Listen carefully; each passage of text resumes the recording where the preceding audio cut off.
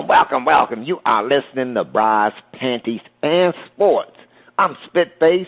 Please welcome our host, the First Lady of Sports Talk, Cheryl Smith.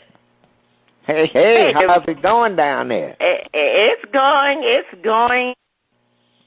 Office, and I know we're going to talk later about them, but that everybody's doing well. I'm doing well here. Season, but we doing well. Charlie the Tuna is jumping for joy, but he watching out for Flipper. Flipper like them tunas, But yeah, First Lady, just to say that, there's just so much stuff happening this week in the world of sports, and some of it not that pretty. I'm looking, I'm like, man, But I promise the listeners that by the end of the show, there will be a moment of joy. There will be a moment of joy in this show. I promise them. But it is so, and with everything, but we only got 90 minutes, so we got to do what we can do. Check out the music this week on Shout Out. We are featuring performances from Chris Jasper.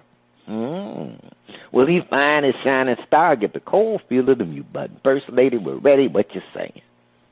Each week we try to figure out what is going on in the sports world. Are they trying to tell us something? So we ask, what you saying? Fly, little birdie, fly. Time keeps on slipping into the future. So I want to fly like an eagle to the sea. Fly like an eagle, let the spirit carry me. I want to fly right into the future. The little birdies known as the Buffalo Bills have decided to fly far, far, far away from the rookie punter who had won the starting job. My. What could have the Bills behaved this way?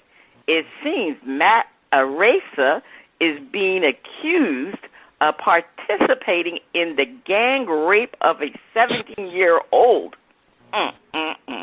The Buffalo Bills did their due diligence and after 5 days decided to cut bait.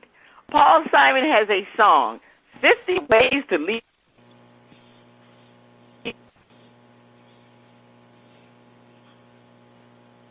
Need to be coy, Roy. Just get yourself free. Hop on the bus, Gus. You don't need to discuss much. Just drop off the key, Lee, and get yourself free. Paul Simon, all right. Marvin Hagler, rest in peace. Bernard Hopkins, Roy Jones Jr., and the Steve Miller Band are asking, what you saying? Oh,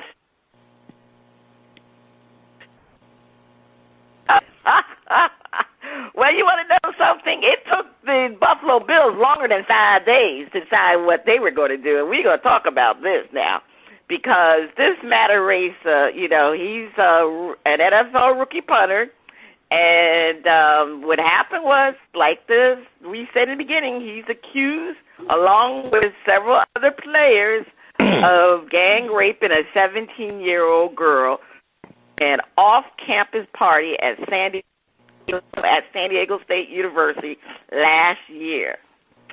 Now, Araiza and, like I said, two of his current former San Diego University football players, they attended a Halloween party. So this happened in October, according to the filing. And her name is, obviously they never give the people's name, especially her name. And Jane Doe was at the party being underage, and somehow she got separated from the friends that she came with to the party, and she met Araiza, according to the claim, and it was said that Araiza could observe that she was heavily intoxicated, and according to her, allegedly, he handed her a drink anyway. Now, this is according to the filing. And they said that Reza led the girl to a bedroom where there were at least 3 other men already in the bedroom. And that's the other 2 who are named Leonard and Iwaka. I don't know their, I could have gotten their names, but I'm not even, it's not about them right now. So Doe said she was raped for an hour and a half until that party was shut down. And Jane Doe stumbled out of the room bloody and crying. So based off of that, somebody saw something, right? I mean, for the fact that she was bloody and crying, you would think that somebody saw something. But the girl reported that the girl actually went to the San Diego Police Department the next day and underwent a rape investigation at the hospital. So my whole thing is, this is also, the San Diego County District Attorney Office says the investigation is under review, but did not indicate when charging decisions will be made. So, I mean, let's face it, this happened in October, so it's really what?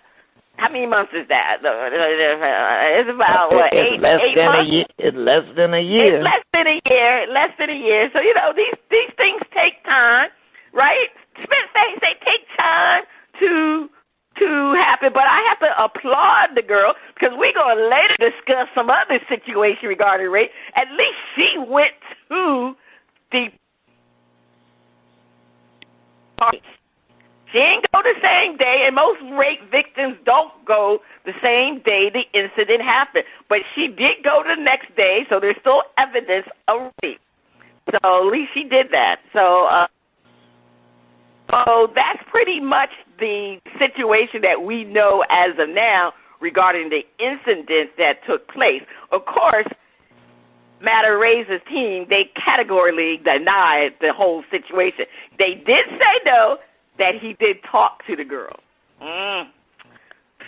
So they're not totally denying that they don't know the girl, but they did say he did talk to the girl. But the part about him giving her a drink and all the other things situation, they categorically deny. Now, the Buffalo Bills, now this is a spit face, they were made aware of the allegations in late July when they were contacted by the representative of the alleged victim.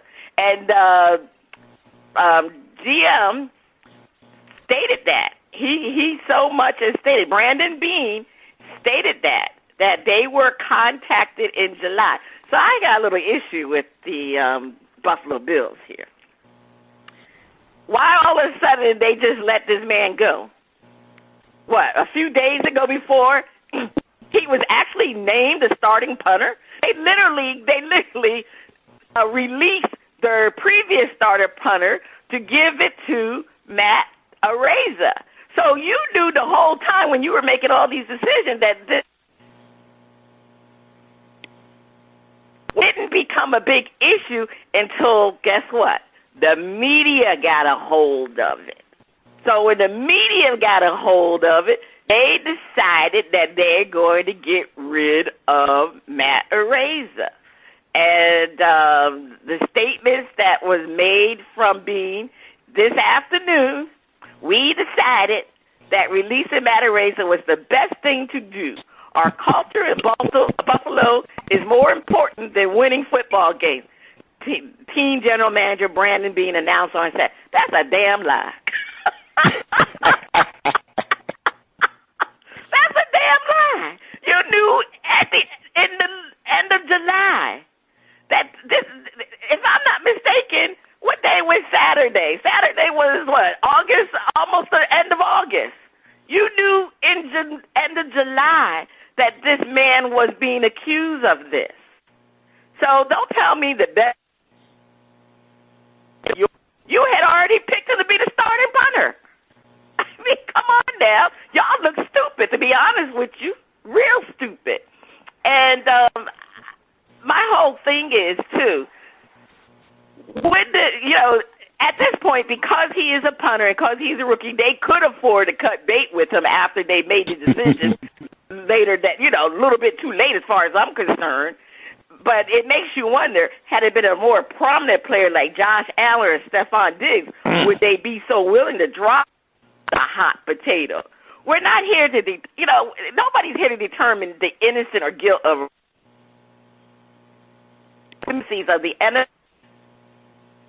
these type of issues, and the NFL, because they try to go on with their football scenarios and football decisions until people start talking about it. That's usually when things become a problem in the NFL, is when people start talking about it. Just like Deshaun Watson. It didn't become a big issue because all of a sudden is when all 24 women came out. That's when it became a big issue. Ray Rice, that wasn't a big issue. He only got 2 games. But when that video got released and people started talking about it, it became a problem. The NFL needs to deal with these situations head on when they first happen, when they're first made aware of these situations, and that's when they need to act upon it. They are always being not proactive, retroactive, or whatever the word is. They're always thinking about the people, public opinions, and that's when it's reactive. That's what they're being. So, and then the NFL, they came out with their statement about this situation too, which I don't know, Spitface. I kind of have a little problem with it, but they state that, a razor could not be disciplined under the conduct policy because the incident happened when he was not in the NFL, but in college, and he did not fit in the following categories. So the NFL personal conduct policy refers to these categories: players under contract, which he was not; all rookie players selected in the NFL college draft. He wasn't selected. He was selected in the 6th round, but that happened in April, the end of April. All undrafted rookie players following the NFL college draft. All draft-eligible players who attend a scouting combine. Remember, combines really don't start. I think they, I have to look into that because I thought the combines really, maybe they don't start until like several months before the draft. And all unsigned veterans who were under contract in prior league year, and all other prospective players once they commenced negotiations with a club concerning employment. So he didn't fit that rule, but fit face.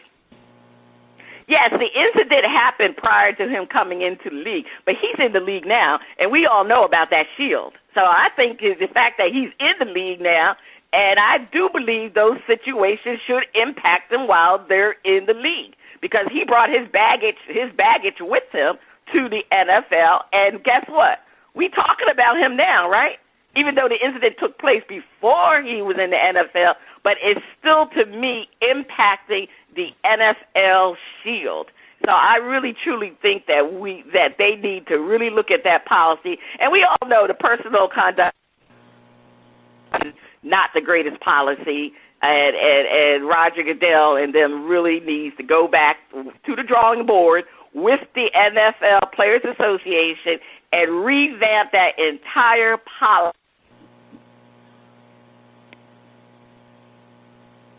about these certain situations, because I really think, regardless of the fact that an incident took place, when you find out about it, then they should be disciplined. All right, Spitface, what you saying about this whole situation? All right, I'm glad the First Lady found some mild interest in the subject this morning. And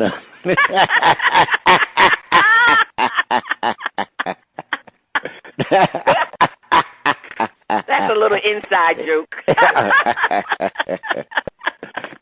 But one of the things that I looked at the situation, and when these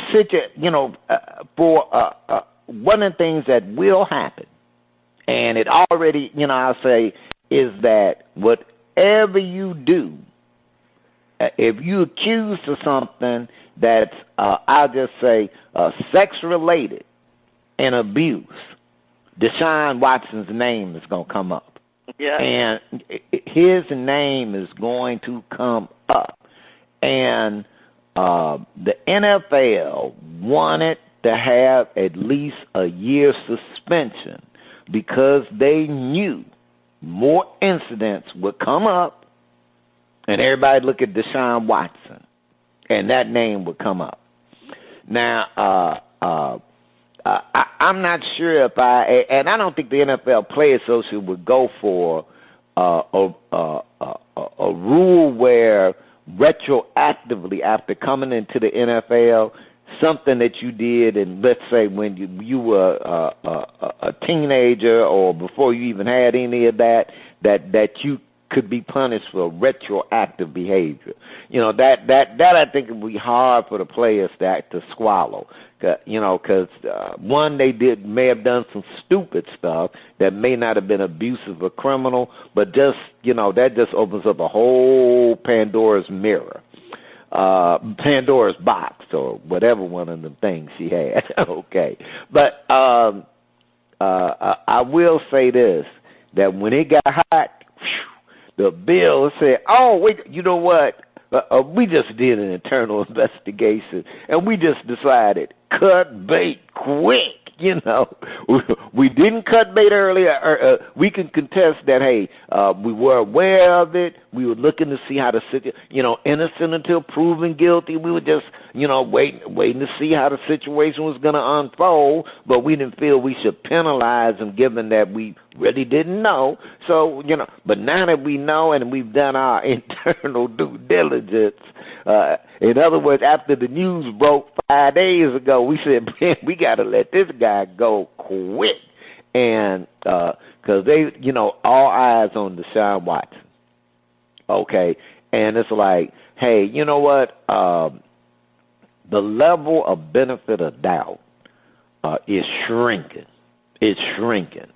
And if not by the players, but by the media.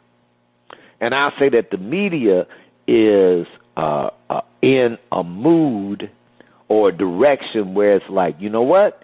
Where before we kind of, maybe we would not throw it out there aggressively. Now like, oh, no, it's on. It's on, accusation, we heading it straight to the top of the list.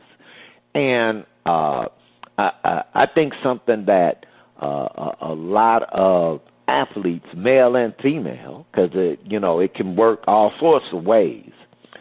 One have to get that a lot of abuse that happens to women have not and still are underreported. So for many abusers, they've been able to get away with bad behavior because it's underreported, and when reported, not believed or taken seriously, or the victim is blamed for the abuser's bad behavior. And, I wish I could say that day is over with. It's a new day. No, it ain't there yet. But incrementally, it's getting there where those who've been abused, male or female, they speak up, and now it's like, wait just a minute. Well, man, So, I said the day ain't there yet, but it's getting there. So, NFL players, the skeletons may be coming out them closets. So y'all better clean up your act quick. And because the teams the teams may let y'all all know. And really, it's always been like that. The NFL teams know that they have 50 ways to leave your love. Personally, that's all I'm saying. Yeah. Now, I want to get back to what I understand, again, we're not talking about bringing out their entire past, but I think the same year that they're eligible to be drafted, I think that should apply. Well, I ain't talking about going way back, but this happened in October. So I think that should come into play. But anyway, that's neither here nor there. You're right. The NFL PA will never go for something like that. But that's why I said they just need to look at that whole policy in general. But you're right, Spitface. You know, women have not been looked upon as being viewed as these things happen. And it does, like I said, that's why this young lady, as young as she is, to be applauded that she came forward when she came forward, because so many of them, women, they take forever to come forward, and it's emotional draining on their part. Sometimes they are not believed to be, they're not looked to be telling the truth. So she is definitely to be applauded. And that leads us into our next topic, which, let's over to you. One thing about that, I do want to mention that rubs me wrong. Where are the men? Where are guys? Come on. Where are you? You see a woman, a young lady in distress, and you ain't at the front of the line to go, what happened? Are you all right? Who did this? Men, where are you? And I'm just going to say moms, dad, y'all, one, wake up and teach your sons that, look, hey, you see something like that, you need to step up, not shake your head. So, I'm like, forget the buddies, that ain't your buddy who will let something like that happen or do something. That ain't your buddy.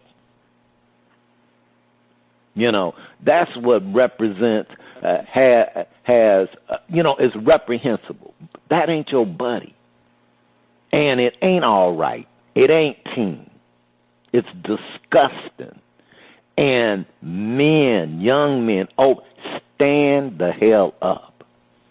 So, First Lady, like I said, just rubs me wrong. Where are you? But don't call it a comeback. I've been here for years, rocking my peers and putting suckers in bed, making the tears rain down like a monsoon. Listen to the bass go boom. Explosion, overpowering, over the competition I'm powering. Wrecking shout when I drop these lyrics that make you call the cops. Don't you dare stare, you better move. Don't ever compare me to the rest of the August sliced and diced competition paying the price. I'm going to knock you out. Mama said knock you out. We are talking about the knockout punch to the reputation of George Foreman, grill master and boxer himself, after being sued for sexually assaulting 2 minors in the 1970s. A lawsuit filed in California alleges that professional boxer and former heavyweight champion George Foreman sexually assaulted at least 2 women in the 1970s when they were teenagers and below the age of consent. The lawsuit filed Wednesday in the Los Angeles Superior Court does not identify Foreman by name, but identifies the alleged abuser as a former professional heavyweight boxer who defeated Joe Frazier in 1973 to become the heavyweight champion of the world. Foreman became champion after he defeated Frazier on January 22, 1973. Foreman has denied the allegations in a statement to ABC News, alleging people are, quote, trying to extort millions of dollars each from me and my family. In the justice system, the accused is considered innocent until proven guilty. Dun, dun. Is it too late in the court of public opinion for George Foreman, given the racist image of big black men as rapists? Leroy Satchel Paige, Walter Buck Leonard, and James Cool Papa Bell are asking what you say. First Lady.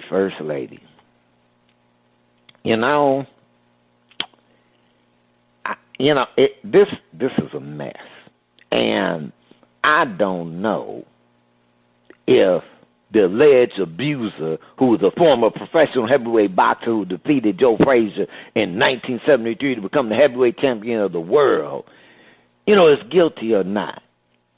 As I was saying in the preceding segment, now those types of allegations and charges, are not being dismissed. And, I put it like this. I don't know if George Foreman did what he is being alleged as doing.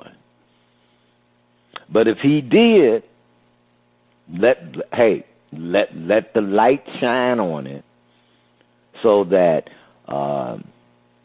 those victims can have a measure of justice, and let it serve that, all your skeletons may not be revealed.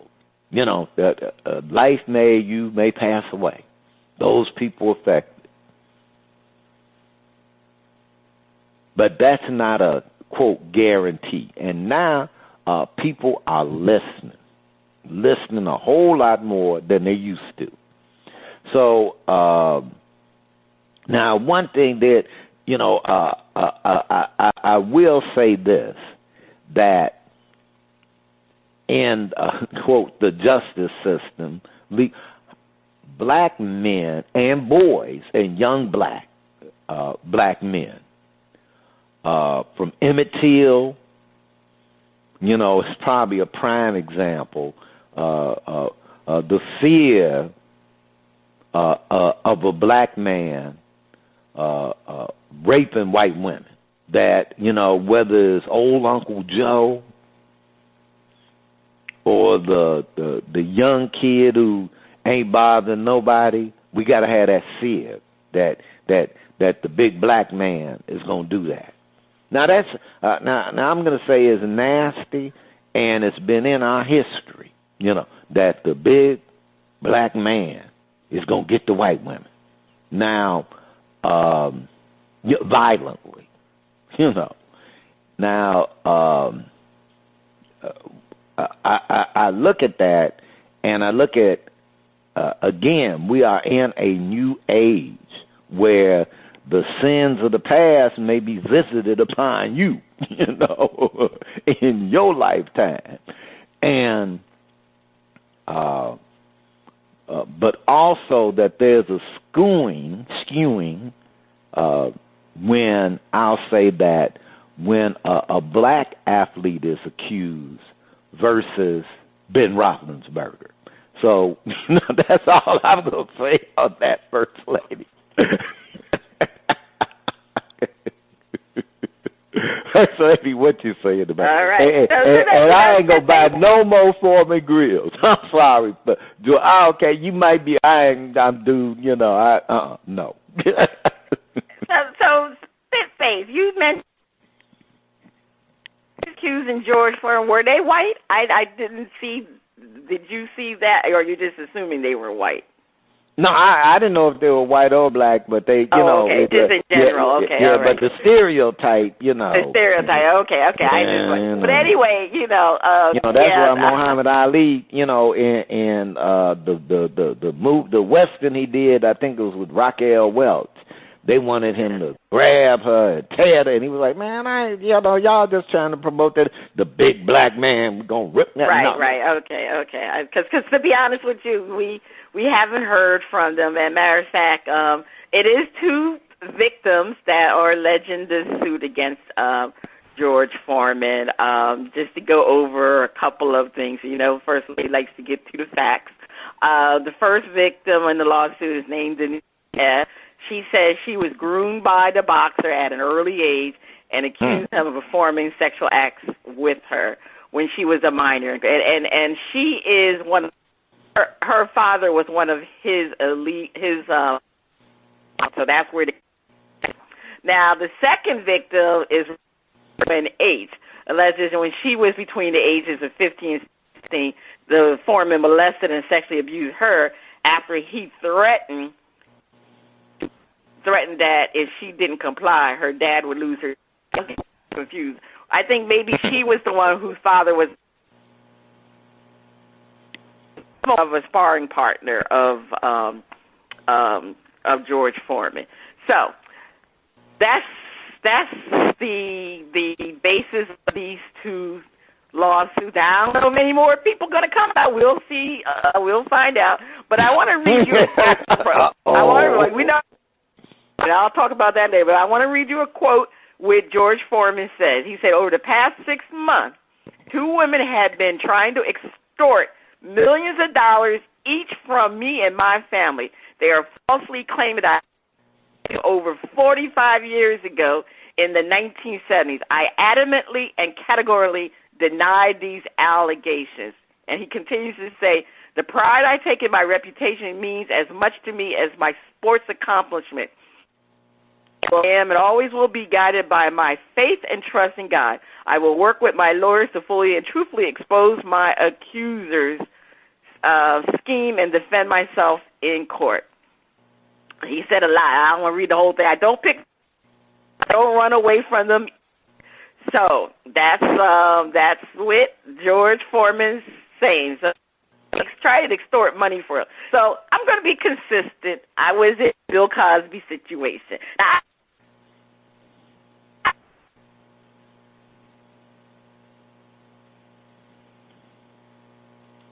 like I said, I applauded the young lady in the Matt Araiza being 17 years old, and she came forward. And I understand all the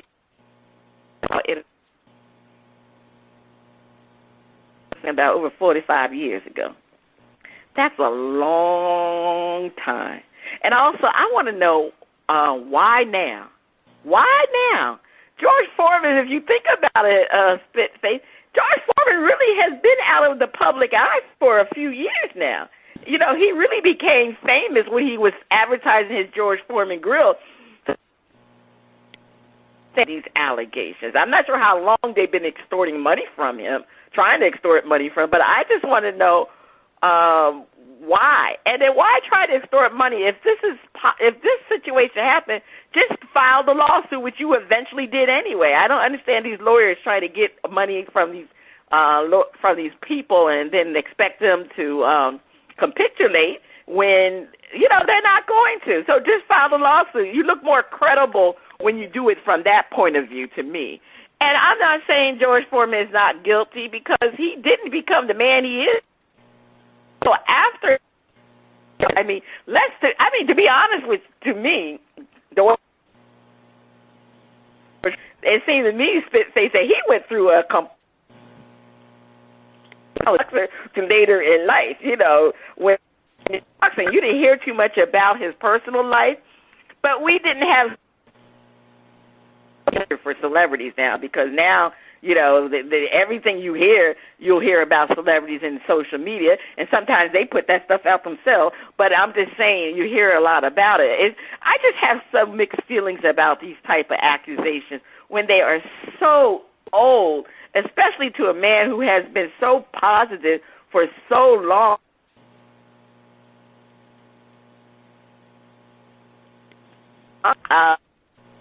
Man he was when he was boxing. I'm old enough to know, because I'll tell you something. I was a young girl. I was in my teenager. You know, I'm a true Muhammad Ali fan. And just to show you how we had to go back in the days, I'm going to tell my age right now. We used to see, you know, that fight, the George Ford, the Rumble in the Jungle. That fight I heard on delayed tape on the radio. Delayed tape on the radio. And listen to, you remember how they used to give play-by-play after the fact on the radio, Spitface? I don't know if you remember. That's how I remember, because I was a true Muhammad Ali fan. And I was so grateful when he beat George Foreman. But you remember George Foreman's personality wasn't that, he just, it's like he had a complete turn as a person, that he became so much lovable. And when I think he went from boxing, he actually got out of boxing, if I'm not mistaken. I can't remember if he fought after the Muhammad Ali fight, but not too soon after that fight, he gave himself to God. He was a preacher, and he had his own church or something like that. He became a preacher, became gave his life to God, and then he is the man he is today. He's a very lovable individual, and I've just had mixed feelings about this. I hate for somebody to ruin somebody's reputation if these allegations are not true, and I just don't understand why it takes 45 years to come out with these allegations. And I said it was the Bill Cosby situation. I never agreed that Bill Cosby didn't do what he did now, because there was so many women came out with Bill Cosby. So it was like almost, they're going to mention Deshaun Watson. You're absolutely right, Spitface. When we talk about these situations, his name will always be mentioned. Because, Spitface, I was one who, I believed in Deshaun Watson initially, but I said, well, wait a minute now, one or two. But now, 24 women could not have gotten that situation wrong. So, again, Bill Cosby did, but I just felt that it was sad how Bill Cosby, the situation of Bill Cosby, especially the way he was charged, because that prosecutor, he was wrong from the beginning, because obviously when Bill Cosby agreed to do the deposition, they had no reason to go back to open that case up, and I'm thankful that the Supreme Court, I believe it was the state Supreme Court, ruled that, that was wrong. And I am a lawyer, but everybody knows that was wrong. But, again, I have mixed feelings about George Foreman. Now we had 2 women, so I don't know. But as more women come forward, it's going to be the same situation with Bill Cosby. But I don't know, to be honest with you, in these type of situations, I don't think they can go back and criminally charge him, right? I think. Well, some things are, most of those kind of charges are based on what state you live in or where the crime occurred. Right. Because some states have a law where their law reads that there is no limitation. If you did there's no limitation, statute of limitations. Right. Yeah, but a lot of them were rape charges. There were a lot of statute of limitations. That's why a lot of those women couldn't go criminally against. That's why they tried to sue him. As far as Bill Cosby, that's why they sued him civilly. Well, I think they still got the case going on with him civil. Yeah. But depending on what you're stating, just like murder has no statute of limitations. Yeah, murder does that. Yeah, right. But also there are other felonies. And it depends on what state you're in. There are other felonies that there's no statute of limitations. In some states, rape, there's no statute of limitation. Illinois, they don't care if you did it 100 years ago. Okay, but not only that too. Also, underage children, there usually is no statute. Right. Oh no. When this happened, there's no statute of limitations regarding those situations. But anyway, I still have mixed feelings about this. I love George Foreman. I think his life has been exemplary for that he became such a charismatic individual. And like I said, I'm just surprised regarding the timing, because he's kind of fallen off the life of being a celebrity, as far as I'm concerned. You really haven't heard too much from George Foreman. I mean, man, when he had that George Foreman grill, he was making the rounds all over the place. So, to me, that's when you should have done it, if anything, right? I mean, it doesn't make sense. But anyway, I don't understand it. So, like I said, I'm not saying he didn't do it. Don't get me wrong. I don't want people to say Cheryl Smith. I don't understand the timing and why it's taking such a long time for people to come forward. All right. That's all I'm saying, Spitface. All right. Okay, And don't forget that after that fight with Muhammad Ali, that one of the things that George Foreman said was he actually said that he started seeing ghosts. You know, I was like, whoa, you know. And then afterwards, he had his religious conversion, so to speak. And I guess because Ali beat his to a pulp. That's why he started seeing ghosts. Yeah. Hey, I'm in the ring. Back in them days, I was in the ring with Ali. I'd be seeing my own ghosts. You know? Oh, no. Any of them big old bruising guys, you know.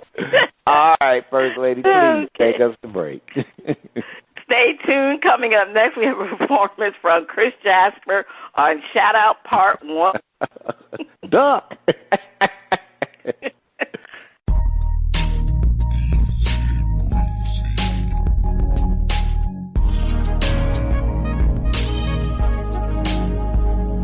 All right, the music flows in from around the globe to get a shout-out from the panel.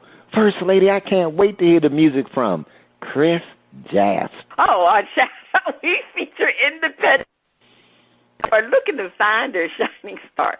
If we like what we hear, we'll give the track a shout-out. If we don't like it, we hit the mute. I tell you, I was just a little bit starstruck because I didn't realize this is Chris Jasper from Isley Brothers. Today we are featuring Chris Jasper from New York. He says if you're familiar with the Isley Brothers, then you know Rock and Roll Hall of Fame inductee Chris Jasper and an integral member of the Isley in the 1970s and the 1980s, their gold and platinum years, from the 3+3 1973 to Between the Sheets 1983 albums. All right, I just got a little bit starstruck there.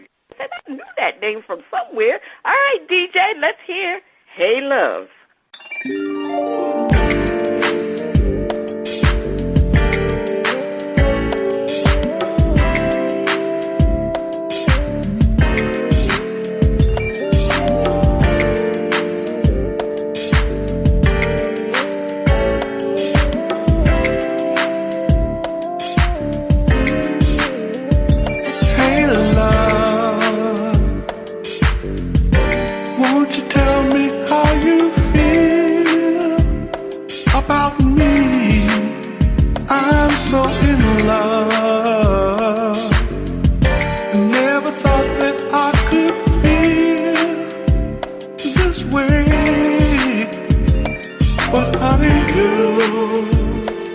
My fantasy, girl, you're all I need. So please tell me please, you feel the same way about me.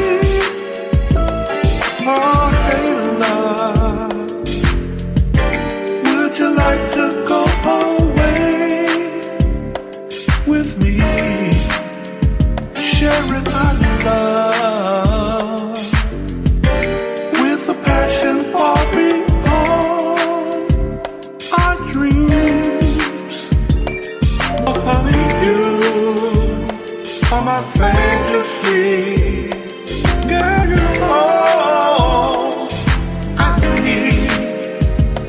So please tell me please, that you feel the same way about me. Tell me, baby.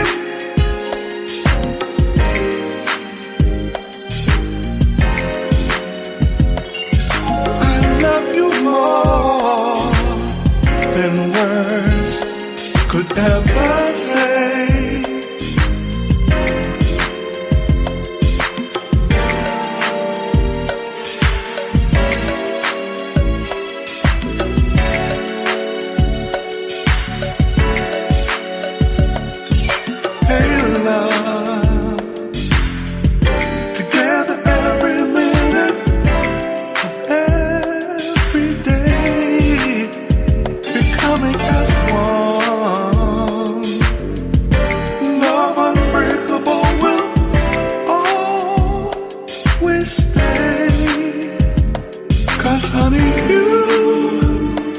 My fantasy, girl, you're all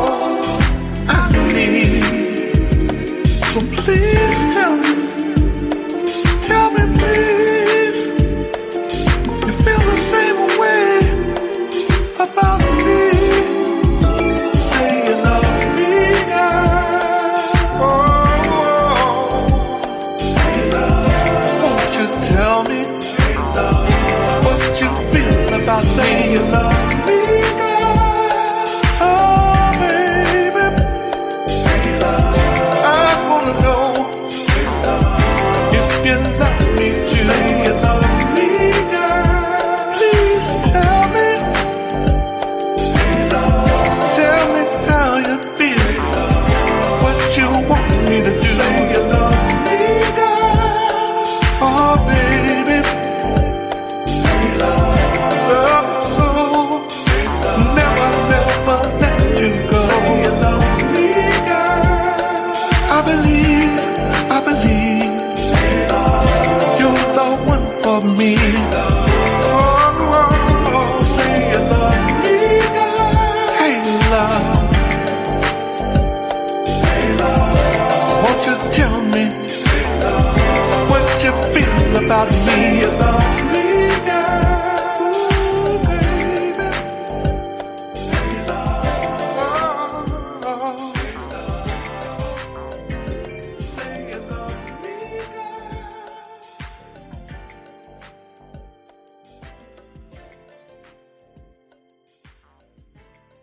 Chris Jasper. Now, you know, Chris Jasper, he wrote a lot of the Isley Brothers songs. And if you listen to that song, Hey Love, it sounds like a typical Isley Brothers song. The only problem is Ronnie Isley is not singing it. That's the only problem. But you want to know what? I'm going to shout it out just for the fact that the song was beautiful. I like the words of the song.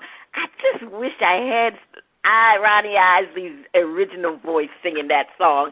The Chris Jasper voice is, you know, I'm going to be honest with you, Spitface. His voice is not that silky like you know who, but the song itself was just, you know, like I said, it was a typical Isley Brothers song, which, you know, Chris Jasper has helped co-written a lot of their songs, and you could tell.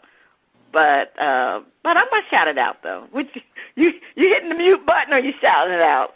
Well, I'm gonna shout it out, and Chris, don't mind First Lady. I thought you was jamming, brother. And you know, I put it like this. Back in the day, Ron Isley, would have been perfect. But after he got hooked up with the, you know, that guy who's in jail right now, and all that old BS Mr. Big stuff, yuck. You know, I hate to say it, it kind of turned me off, my man Ron. You know, before then he was jamming, he was smooth. See, when he was working with you, you know, he had a future. And but then he started hooking up with R. Kelly. I did not like none of them. So I'm kind of biased. I hated Mr. Big. I hated all that Mr. Big crap. What the hell's going on in between the sheets? Okay, Mr. Big. Look, I just saw Ron Isley. That was all Isley, but in between the sheets, all that was all Isley. But he has a part of the Mr. Big. He talked. I think that's part of the song. He brings it in because remember his wife was messing around with R. Kelly. So what the hell is going on? In there, his you know, the wife was not young enough really for R. Kelly, but so we know that was an illusion. Because Ron Isley was dealing with grown women, you know. So you know, none of the women Ron Kelly was dealing with did you know R. Kelly wanted to get involved with. There. So you know, hey, he was safe on that tip. But anyway, I just wanted to say I saw Ron Isley came to the Jazz in the Garden in Miami. You know, he's up there in age now. Ron Isley's 81 years old. And sounded like he was 81 years old, too. I just hate to say that, but I hope this is his last tour of singing. But he looked good, though. Man, that man did not look like he was 81 years old. I'm going to tell you something. He still looked good. I was unbelievable to how he looked for his age. I'm going to be honest with you. But You got to work on the voice a little bit. Okay. Oh, my gosh. Why would you say I digress? All right. Anyway, so you shouted it out, and let's move on. We got a little bit confused. Got on Ron Isley. Okay. All right. Stay. I ain't lost my spot. Sorry. All right. How could I have lost my spot? Now, it's the time. It's time for the sound of art. Well, actually, let me just say this. On part 2, we'll have another performance from Jasper, but it's the sound of our favorite underwater friend. It's time for Flippin'. Faster than lightning, no one you see is smarter than he. And we know Flipper lives in a world full of wonder, lying there under the sea.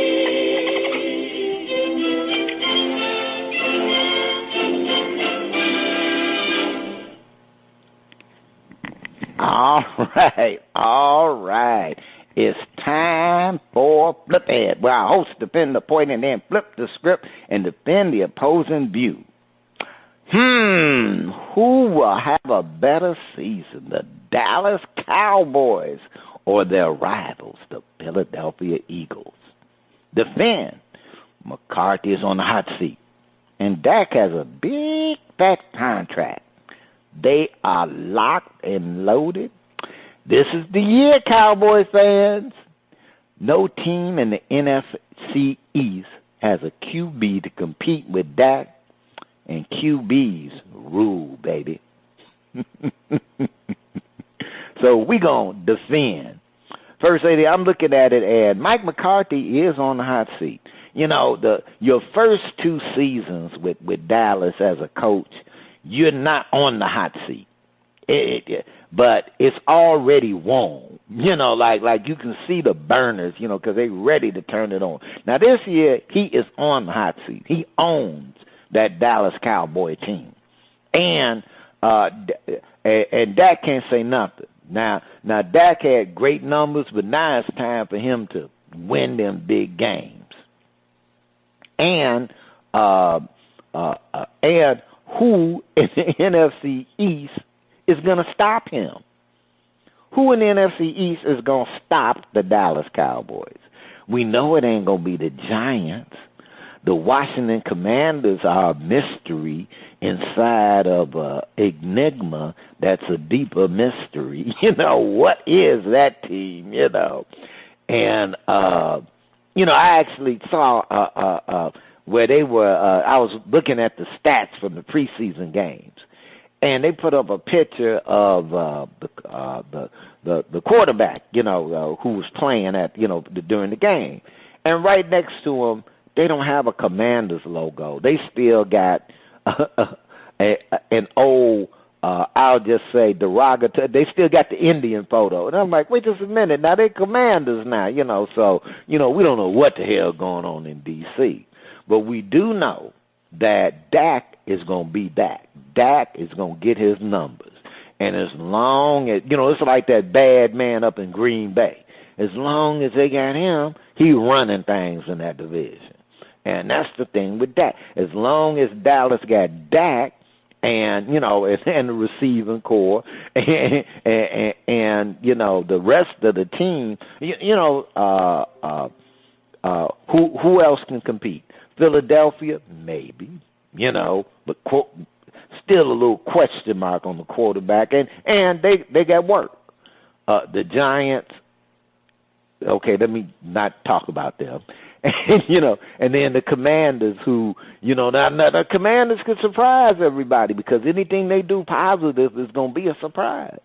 But right now with McCarthy being on the hot seat, Dak know he got to save his coach and produce to justify that big old contract. And you got some players, Zeke. I think this is a money year for Zeke. Zeke may not be on the Cowboys next year, but he wants somebody to pay him for next year. So they got a lot going on in Big D. Dallas fans, It's your year. First Lady, please defend. First Lady. Yes, this should be the year for the Cowboys. And, yes, Mike McCarthy is definitely on the hot seat, especially after the playoff last year when they couldn't get a playoff in 14 seconds. And the Kansas City Chiefs scored a darn touchdown in 13 seconds. All the penalties they had, they led the league in penalties.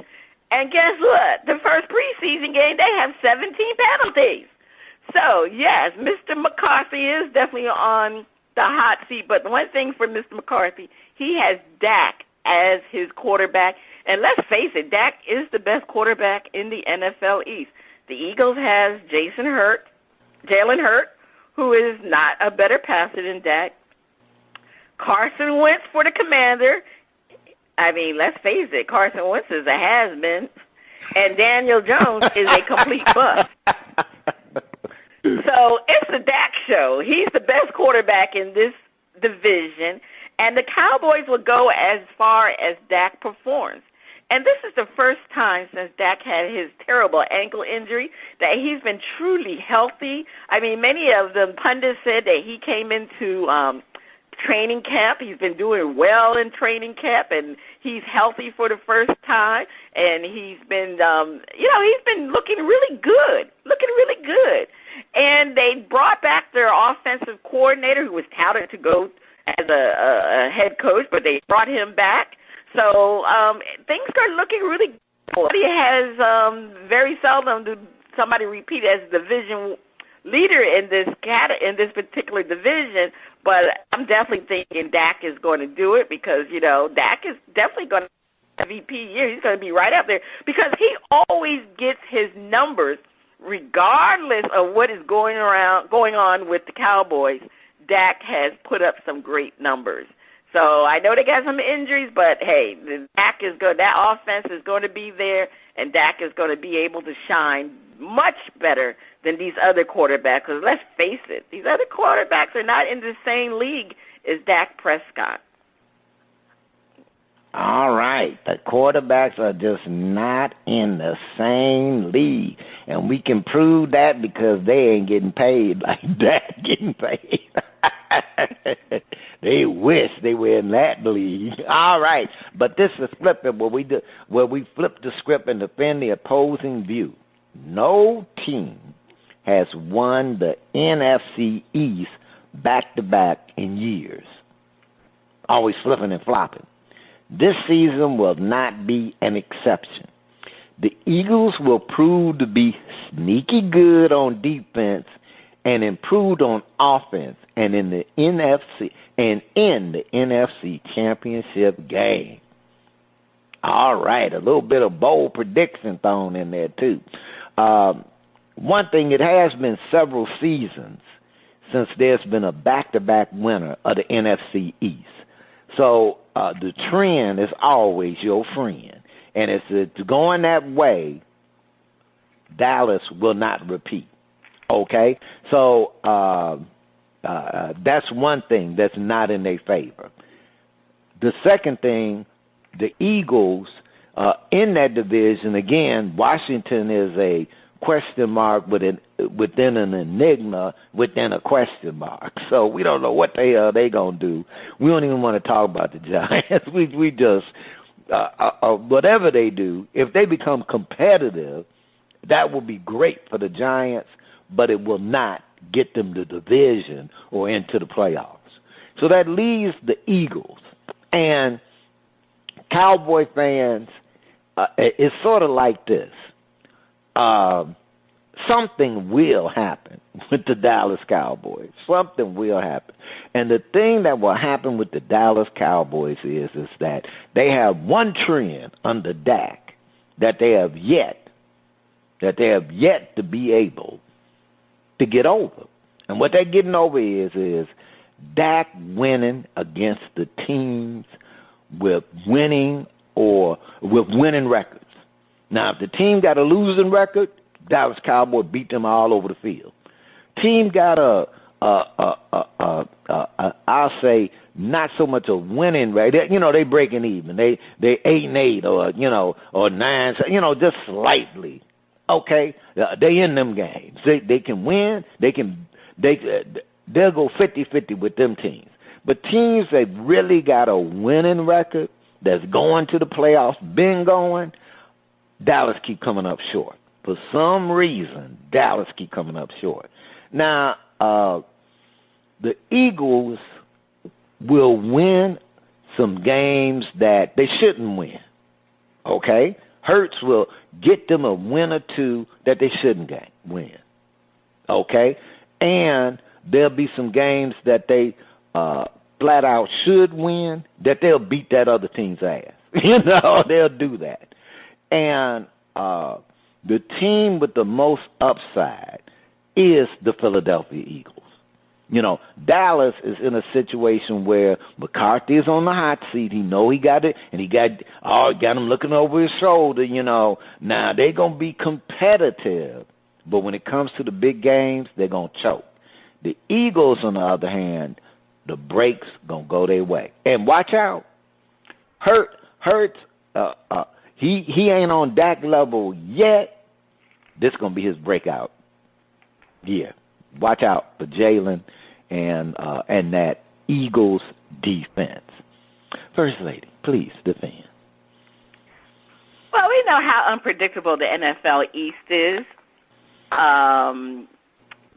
These teams beat up each other, and it's hard to determine who will win the division. Like you said, there hasn't been a back-to-back winner in years.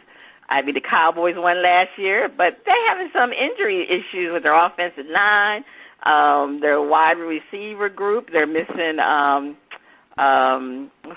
forgot the man's name. He's gone. But anyway, one of their wide receivers is injured, and C.C. Lamb is the number one now. He wasn't the number one last year, but now he's the number one.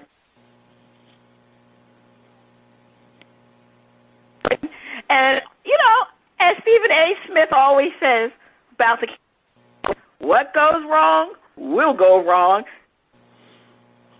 around that organization. So we know the Cowboys are going to find a way to lose. Even though I think Dak is going to have his best year, but like you said, Spitface, with McCarthy being on that hot seat, I just think he's going to be doing things in Chicago when their coach and their GM was trying to save their job. They didn't do too well. So I kind of look at the Cowboys in the same situation. McCarthy really needs to save his job, and if he doesn't, they don't go further than they did last year, it could be it for him.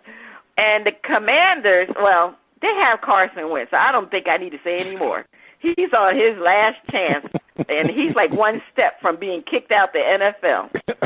Bad Carson Wentz has been. If you couldn't do anything in the Colts when you were with your Frank Wright was meant wanted to get rid of you. So how you think? I was shocked that the Commanders really went for Carson Wentz. Really, they should have just kept the quarterback that they had. So, I was surprised at that. And, of course, Jalen Hurts. He's been looking great in the preseason. He has so much great players behind him that, they really don't need to depend on Jalen Hurts as much. He has a great wide receiving core, one of the best. He got Hollywood Brown coming over from the Baltimore Ravens. He gets the Player of the Year. 2 years ago? Devontae Smith. So that's a great 1-2 punch there. And their offensive line, Spitface, is touted. There are people in the pundits are saying that the Philadelphia Eagles offensive line is the best offensive line in the league, not the division, in the entire NFL league. So when you got all that going for you, got a great wide receiving core, you got a great offensive line. Jalen Hurts has always been, people have always been skeptical about Jalen Hurts' ability to pass the football. That's always been an issue with Jalen Hurts. But he's been doing well in preseason, and because he got a great offensive line, and because he got great receivers, look for Jalen Hurts to prove people wrong, that this guy can actually throw the football.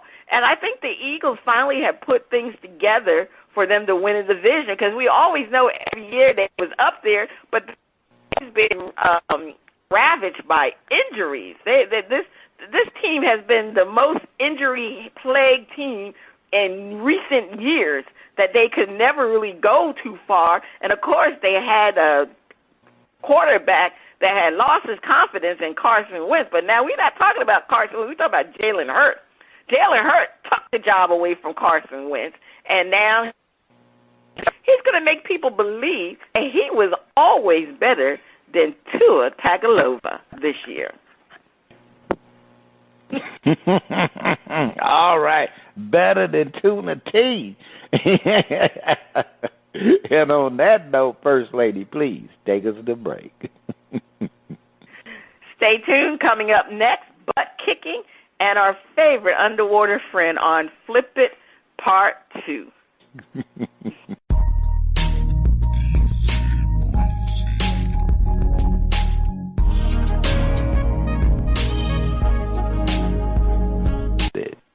Welcome back. You are still listening to Bras, Panties, and Sports. We have a new segment we call Butt Kicking. Butt Kicking looks at all things in the world of combat sports. One Championship made its debut on Amazon Prime Friday night. The show at the Singapore Indoor Stadium was broadcast live in North America by the streaming service, with Demetrius Johnson crowned as the new flyweight champion in the main event. He was rematching Adriano Morris, who stopped him in the second round at one on TNT last year. Okay, all right. The Brazilian's flyweight belt was on the line, and he made an encouraging start, catching a kick and a sweeping from the former UFC 125-pound king to the ground. In the fourth round, Johnson secured the most impressive knockout of his entire career. He slipped a left from Morris and countered with a right hook of his own that sent the champion stumbling backwards. With Morris still stunned by the he unleashed a flying knee that knocked the Brazilian out. There was no need for any follow-up strikes with the guard. With the win, he improves to 24-4 and becomes the first fighter to ever win titles with one championship and the UFC. Morris slips to 20-4 and loses the flyweight belt he has held since 2019. According to people who viewed the matchup and several of the other fights listed, everyone was curious why Amazon didn't advertise the event. Spitface, is someone trying to sabotage one? I mean, I would say so, because I didn't know about the darn fight either. And I'm an Amazon Prime customer. You know, First Lady, I'm an Amazon Prime customer, and I'm like, what happened? You know, I didn't get in on none of it. You know, so you know I'm wondering about that. But you know, I'm looking at one, and what I think I see developing in the combat world is that one is easing up to where remember in boxing there was the WBA and then the WBC, and that was it. And then along came the IBF, and you know, and so then there was the WBA, the WBC, and then the IBF. And the WBC was the World Boxing Council, WBA was the World Boxing Association, and the IBF was the International Boxing Federation. Now, other than the fact that they all had their thing, what they did was it improved the competition because now you could have 3 champions in the same weight class. And they would get to contend because you could, hey, look, I got the WBA belt, but someone else has the WBC, and someone else might have the IBF. Well, what naturally arose was that people want the unification. So the IBF champ might fight the WBA champ so that they could, so that both those belts would be, held by one person. And then whoever had the WBC, now that fight would be a big fight because now you're going to unify all 3 belts. So one, from all accounts, because since it wasn't advertised, I didn't get to see the fight, and but it looks like one is trying to make that strategic move that the IBF did, and they don't have to go out and IBF had to sign the big ones, and at the time you got Don King, you had some people wheeling and dealing. One looks like they had an opportunity where they don't have to outlay that big cash right away, but they're just steadily, if maybe Amazon advertised, they might move on up in a more organic way. So I'm interested to see what one is going to develop. Will Usman fight, against the one champion? We shall see. We shall see. That's all I'm saying about it this week, First Lady. All right. So it's time for our favorite underwater friend. It's time for Flip It. All right. Tyreek Hill is with the Dolphins. This is his first season without Patrick Mahomes. Will he regret leaving Kansas City, KC, and all that nice barbecue, plus a future Hall of Fame quarterback? Spitface defend. Panel defend. Tyreek will prove them wrong, and he will exceed all expectations. He will take the Dolphins and Tua T to the next level.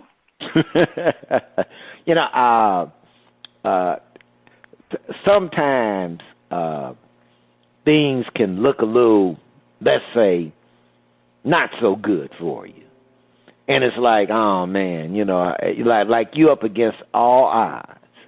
And then all of a sudden, them storms and them clouds, a pardon comes, and it just like the sky opens, and you can see clearly now. And Tua can see passing clearly to Tyreek Hill. And I wouldn't say that Tyreek Hill made Patrick Mahomes, like, let's say, a better player. And he probably did, just because Patrick Mahomes made him a better player. So, it works that way. But in the case of my man Tua, the Tuna, Tyreek Hill is like, thank you. Thank you. Because he will make him, it will be without a doubt. It's like, just to, kind of, it's like Jerry Rice. Oh, man, Jerry Rice went to any team, in his prime. Whoever quarterback you had was going to instantly be better. But for Tua, that's all he needed. And I expect Tyreek to have crazy stats, because one, Tua, it's not going to be, Tua ain't going to be doing all that running around in the backfield that my homies can do. So it's going to be more, I got to rely on you, man, because, hey, I may not, and he's the man. So I think Tyreek is just going to have a awesome season. And there's no guarantee that KC Masterpiece is going to be in the Super Bowl. At this point, everybody is zero.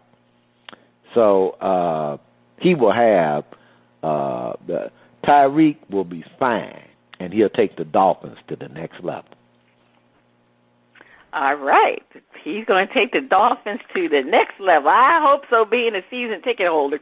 Anyway, I just say this. Tyreek will prove them wrong because he will exceed all expectation. The Dolphins and, I just have to say this. Tyreek will make Tua better than he actually is. Because one thing,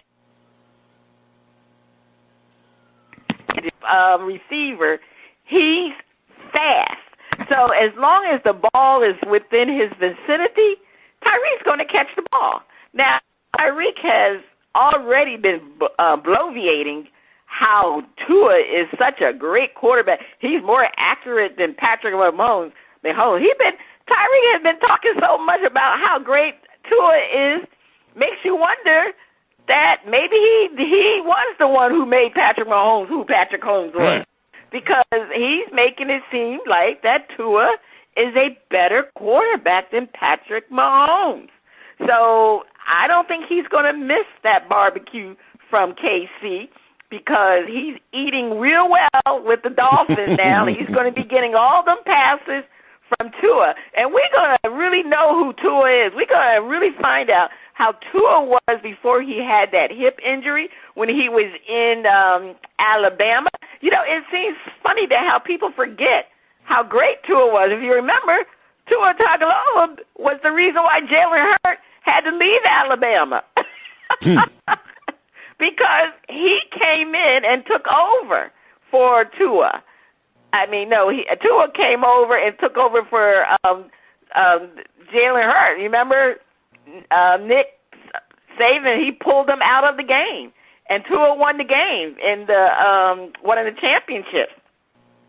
So Tua has shown that he can do it, and like I said, I think Tyreek will make Tua into a better player. He's definitely building up his confidence.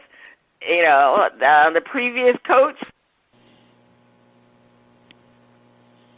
Tua, and he wasn't confident in Tua. So now everybody, Coach McMichaels loves Tua. He's built all this confidence. Tyreek, keep talking about him. So yes, Tyreek will show that he did not make the wrong mistake. He went with the money, and he's also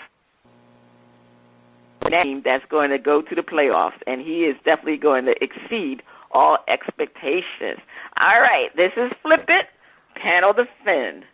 Tyreek Hill will have insane ass, but a long vacation after missing the playoffs and watching his old team compete for an AFC championship. Spitface Defend. I love the Dolphins. The Bears, the Dolphins, they, my old-time favorite teams and all of that. And, I want the Dolphins to do really well. But Tyreek Hill is, I'll say this. He's like, he going to get his.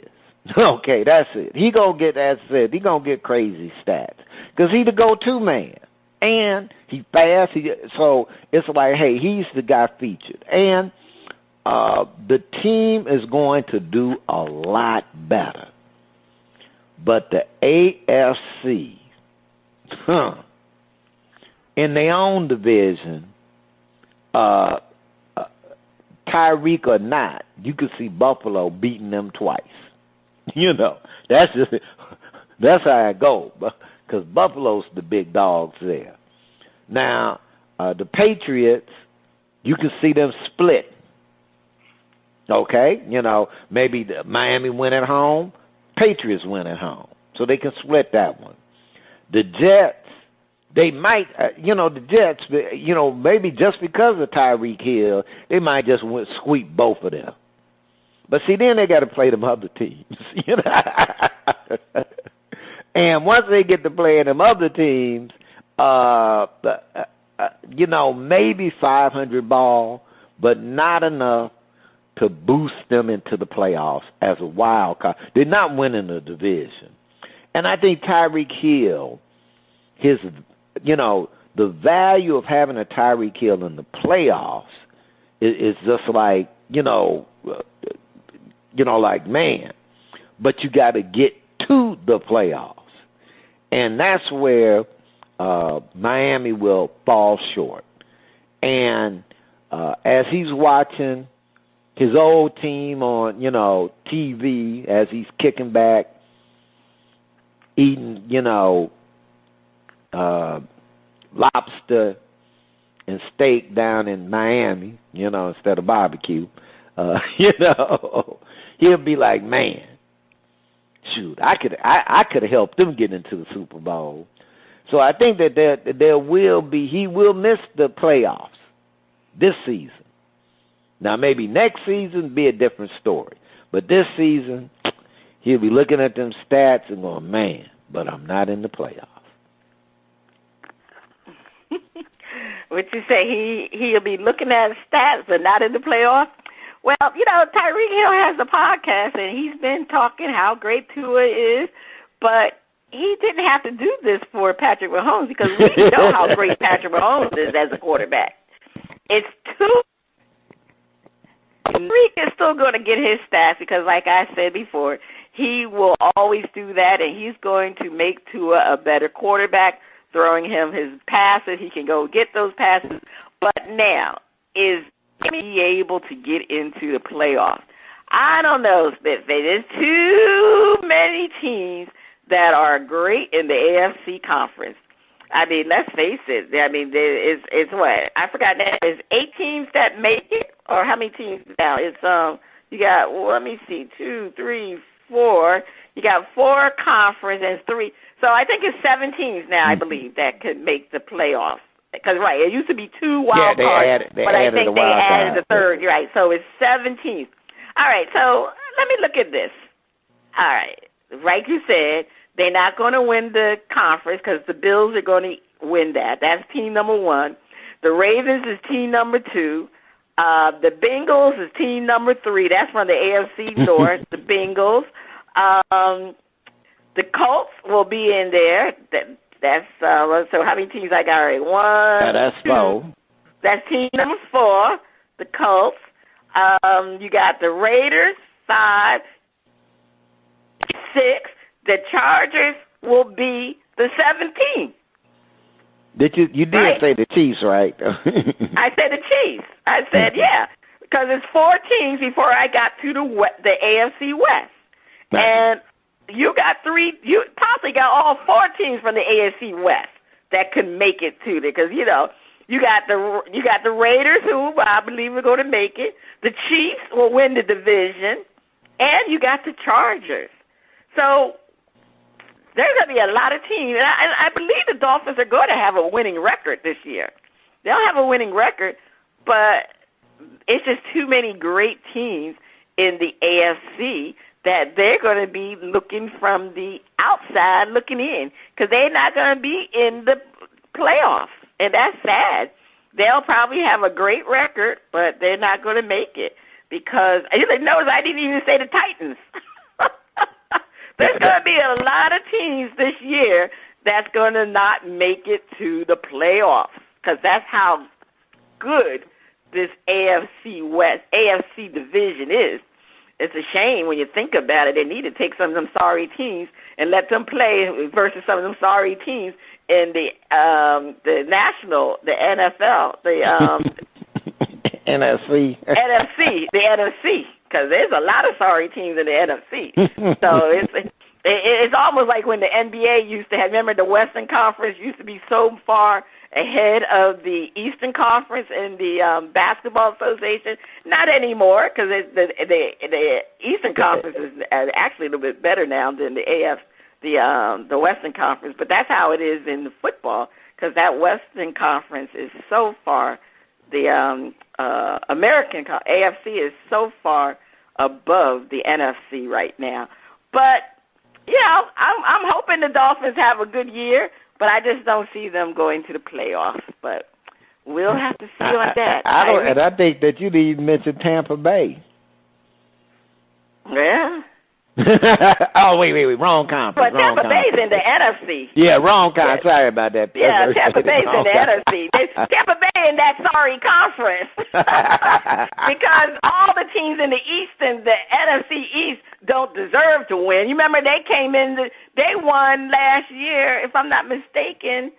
The Cowboys didn't have a winning record last year, did they? Maybe they did. No, I can't I'm pretty remember. sure the Cowboys had a winning record there. Yeah, they had a winning record, but it's always been a sorry conference. Anyway, all right, Spitface, please take us to break. On the other side of the break, we have another performance from Chris Jasper on Shout Out Part 2. Please stay tuned.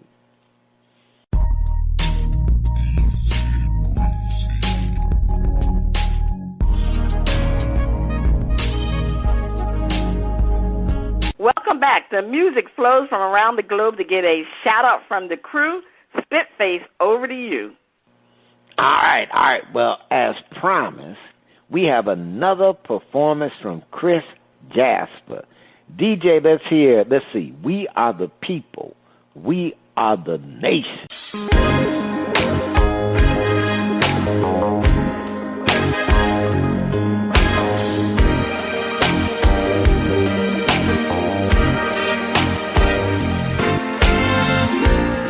With God we stand from sea to sea.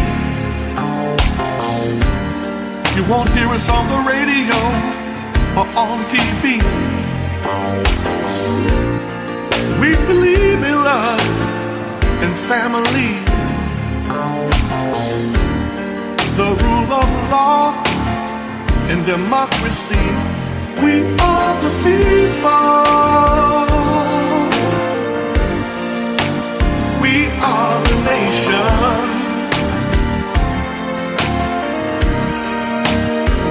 We are the people. We are the nation.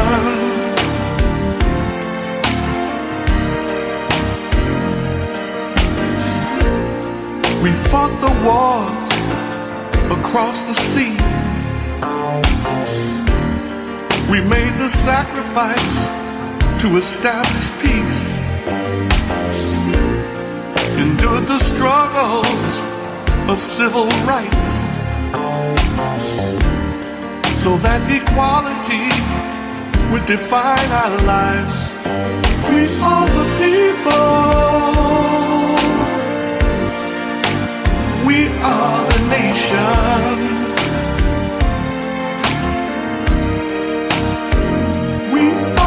People, we are a nation.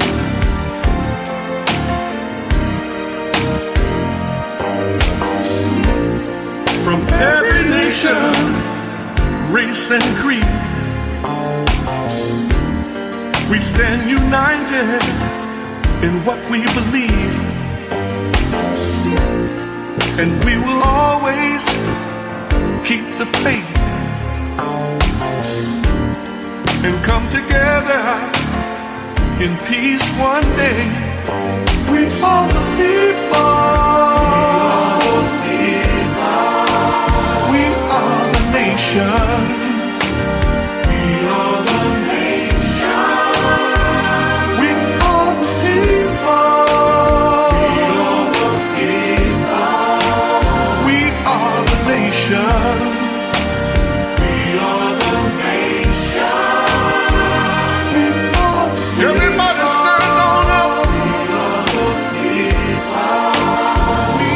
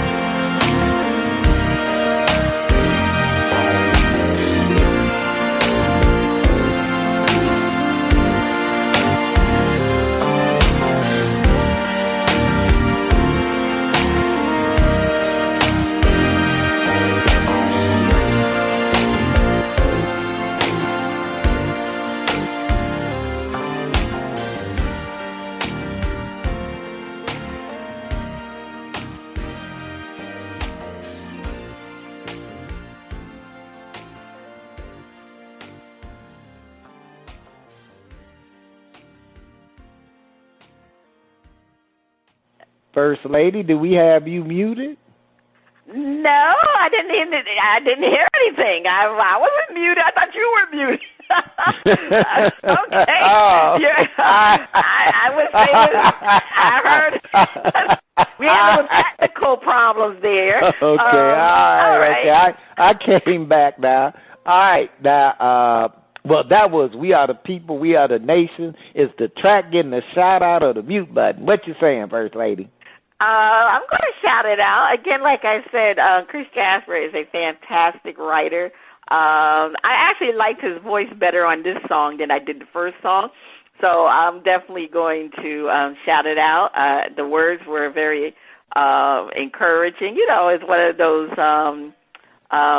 what type of songs they call those We Are the People, you know. Like a tribute song. Well,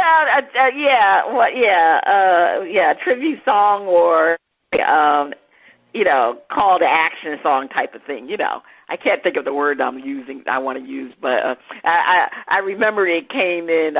I remembered a part of Dreamgirls. You remember the role that Eddie Murphy played with, and he and the girl did the song together, and I forgot his name on his character, but he said that was a song that they're not looking for. It was a song about war, and he called it a particular type of music, and that's what this song reminds me of. Right now, I'm having a senior moment, but anyway, I'm going to definitely shout it out. All right. Well, I'm shouting the track out, too. I thought it was a nice, smooth track. And, Chris, you winning her over, Chris. You winning her over. All right, now that's the end of shout-out. If you like what you heard from Chris Jasper, check him out at chrisjasper.com and Old Grumpy Radio Network.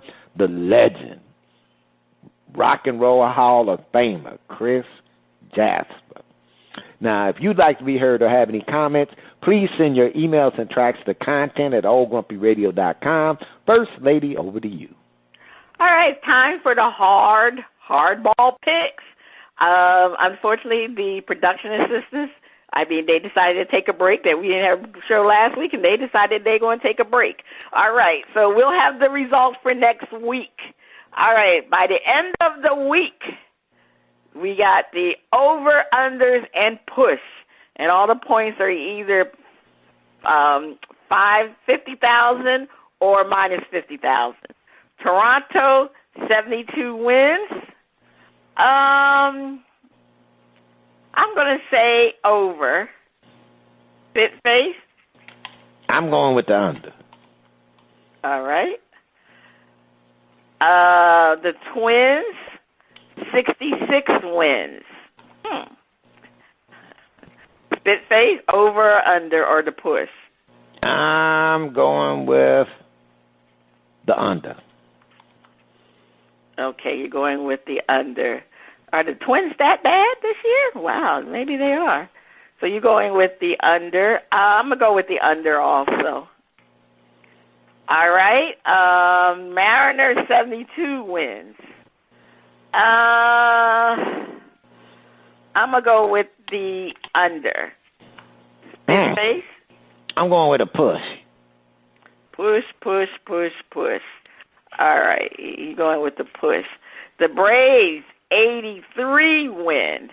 Spitface? Under. Oh, you're going with under, and so, okay. Let's see. The Braves under. I'm going with the Braves over. The Braves has been one of the hottest teams so far. They're still behind the Mets, who have been even hotter. So, with over, and you say under, right? Yeah. Okay. Brewers, 68 wins. I am going with over. Spitface? I'm going with over. Okay. And the Padres, 73 wins. All right. I'm going to go Spitface. What are you doing? You going over or under? I'm going over with the Padres. All right. I'm going to go over also. Okay, so moving along, we got regular season. Okay, so our regular season picks are coming up. We're also going to do over, under, and push, and we're going to have some props, and that will be determined. So we'll see how we're going to do this week on our over and unders for the hardball picks. All right, Spitface, what is your top story to watch this week? Mets retire. My top stories this week to watch are one. I did want to say that the Mets did retire Willie Mays, number 24, and which San Francisco has already retired. So Willie Mays is just a double retiree. But that's a great honor. I'm glad they did that. I was surprised his number wasn't retired by the Mets already, too. Yeah. That was kind of like, but they did. They got it done. Over 40% of professional athletes are women, but they only get 10% of the media coverage. Something ain't right. But the thing that I'm watching for this week is Live. The Live Golf group and the antitrust lawsuit against the PGA Tour. So I'm looking at the Saudis who, unfortunately, because of our dependence on oil and gas, we have to deal with a government that suppresses women and allows for the murder of people speaking truth to power. We have to allow them the audacity to file a lawsuit, antitrust lawsuit against the PGA. So I'm at that we got to watch that story. What's going to happen with this antitrust lawsuit? So that's mine, First Lady. Okay, well, I'm definitely looking at the start of the U.S. Williams last tennis event. And another thing is Serena and Venus decided they're going to go back to playing doubles for the first time since they was at 2018. And that was the last time they played doubles was at the French Open in 2018. And the last time that they won a major double match was in 2009. So I'm really looking forward to this. And it's supposed to be her swan song. She's supposed to be retiring after this U.S. Open. Like I said, I wish she would go through the circle again for majors because she had missed the French and the Australian Open. So we'll see. All right. Well, join us in October as we honor our veteran women and veteran women with disabilities. To learn more, please visit honorourveteranwomen.com. honorourveteranwomen.com. Check out our current previous episodes at bras-panties-and-sports.com. BP and Sports. This is Cheryl Smith, the First Lady of Sports Talk, and Spitface. You have been listening to Bras, Panties, and Sports.